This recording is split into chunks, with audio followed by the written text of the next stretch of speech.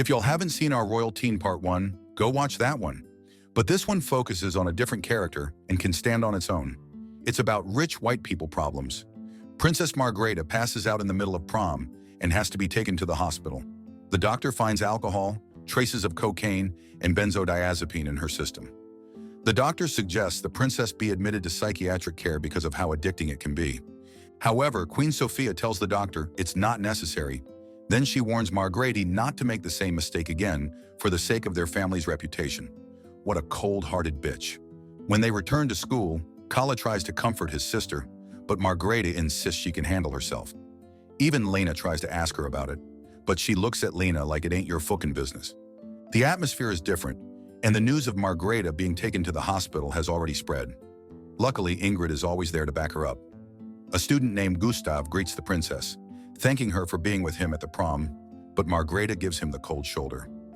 Arnie approaches her and hopes she's doing fine. Girl, that man fine. You better talk to him. After class, Ingrid asks about Gustav, and even though Margrethe remembers making out with him at prom, she doesn't say anything to her friend. When Margrethe receives a message from Prince Alexander of Denmark, Ingrid is quick to assume that the prince likes her. This girl got men lined up for her. She even tells Ines, the royal family's butler, that Margrethe has a crush on the prince. Before she spends time with Ingrid, Margrethe checks on the queen and asks if she has to attend the hospital opening ceremony the next day. Queen Sophia insists that Margrethe be the one to attend because she's the strongest among all of them. Before she exits the room, Margrethe grabs a pack of anxiety pills from the bedside table and takes some. Ingrid senses that Margrethe is deeply affected by the queen's condition, so she comforts her and says that everything will be okay. When the king, Kalle, and Margrethe arrive at the hospital for the ceremony, personal questions are thrown their way. The princess refuses to comment regarding her stay, but when she walks inside, she struggles to hide her anxiety as she remembers what happened after prom. Not only does she hide her own struggles, she also has to deal with Kalle always bringing Lena wherever they go. But somehow, her relationship with Lena is getting better. During a surprise birthday party for Tess, Arnie gets the princess to dance. With the only guy with flavor there, he shows them how to move. He kisses the princess. Margrethe pulls away, so Arnie apologizes if he misunderstands the situation. Suddenly, Margrethe sees Gustav at the party, and she remembers again what happened at prom. She was already drunk that night, and the two of them kept flirting with each other. Gustav took out some cocaine from his pocket and used some before handing it to the princess. Then Gustav took a video of Margrethe snorting baby powder before they fell back on the couch, where they started making out. She asked him to delete the video, so when he tried to post it, she got mad and threw his phone away. Now Margrethe takes another pill and drinks some more alcohol before approaching Gustav and asking him about the video. He says he deleted it, but it's in the cloud, so his other devices might still have it. Margrethe panics when Gustav asks her to drop by his house so they can figure out what to do with it. Girl, I'm about to slap that unseasoned chicken into mayonnaise. She leaves the party crying, but she just ends up bringing her problems home. Gustav sends her a cringy, shirtless video, and she cringes at the sight of his werewolf self. She wants to confront Gustav, but she doesn't know what to say. Meanwhile, Lena stays in the palace more often now, and she reveals that Fanny and Arnie are now dating. Later, the royal family's PR team reports that the Danish royalties want to come over to spend some time with them. Margrethe thinks a vacation is a good idea, not just for their guests, but for the queen as well. On the day they're about to leave, she overhears the king talking to someone on the phone, and she starts suspecting that he's having an affair. On their way to the cabin, Kalle plays Arnie's song, and Margrethe is surprised with how good it sounds. They even call Arnie DJ Arnie. The Danish royals are already there when they arrive, and Margrethe can't help but feel excited about seeing Alexander again. Damn, that man fine AF. However, I think he gay. He's a vegetarian after all. While they spend time with their guests, Margrethe realizes how different their families are from each other. During her free time, Margrethe takes the chance to play with herself while looking at Alexander's photos. Unfortunately, she's not able to finish it because the prince knocks at her door, asking her to ski with him. While they're on the lift, the two talk about how difficult it is that people always expect them to be perfect. Alexander mentions how one tiny scandal can ruin their entire legacy and tarnish their family image. Suddenly, Margrethe remembers Gustav and their conversations. Alexander notices that Margrethe is having a panic attack, so he quickly tries his best to calm her down until finally she feels better. Thanks to the prince's help, Margrethe manages to overcome it. Girl, I think he the one. He knows how to soothe your anxious kitty cat. They spend time doing white people activities. Later, she denies having anxiety, but insists that it's her mother who is sick. It's so debilitating that the queen doesn't spend time with the family. So Alexander consoles her before changing the topic to distract her from her thoughts. Margrethe looked like she wanted to suck on his face, but he doesn't turn his head. Alexander sees Kalle hanging out with his friends, and he insists on getting to know them.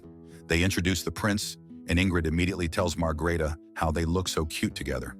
Even Fanny and Arnie are so busy with each other. Then everyone starts dancing when Arnie's song is played. Alexander is so happy that he decides to attend Ingrid's party that night. They return to the cabin first, where he says he's going to take a shower before they leave. Margrethe takes this as a sign that the prince is making a move, so she changes into a pair of sexy underwear before lying down on Alexander's bed. However, the prince is startled when he sees Margrethe waiting for him. He apologizes to Margrethe if he unintentionally led her on, making her believe there is something more to their relationship. Then he says that she is more like a sister to him. Damn, I'm telling you that man gay. He was looking for his fag hag.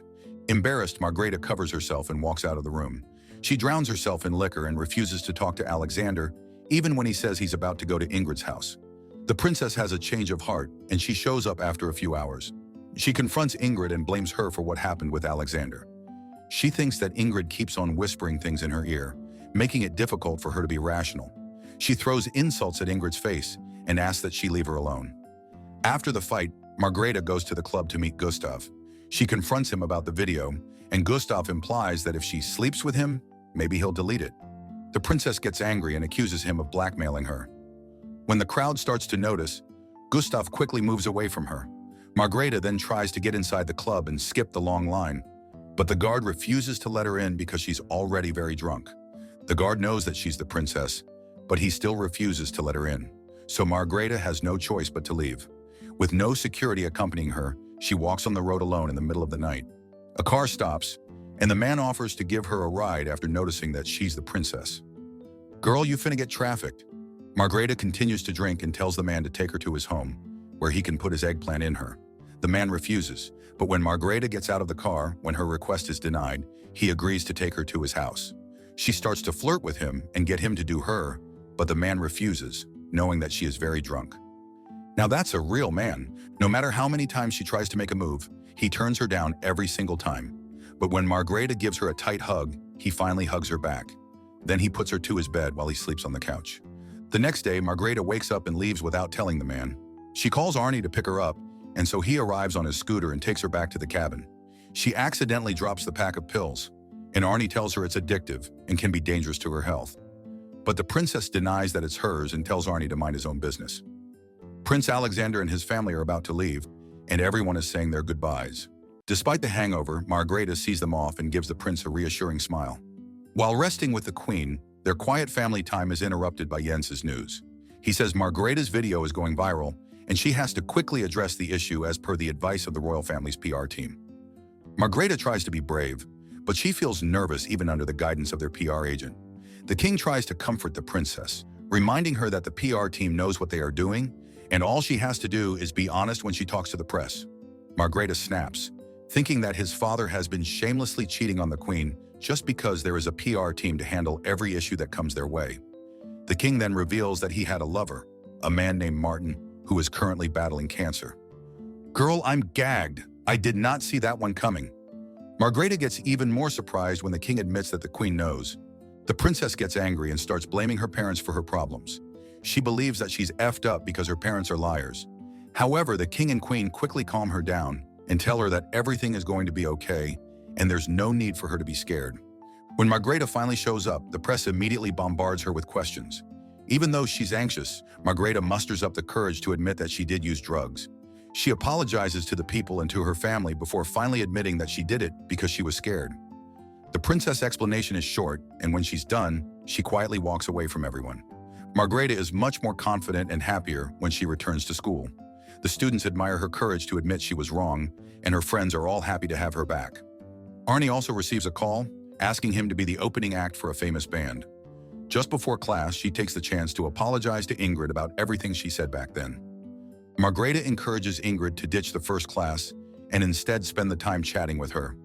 She learns that Fanny is now scissoring a woman, and whatever happened with her and Arnie is now over.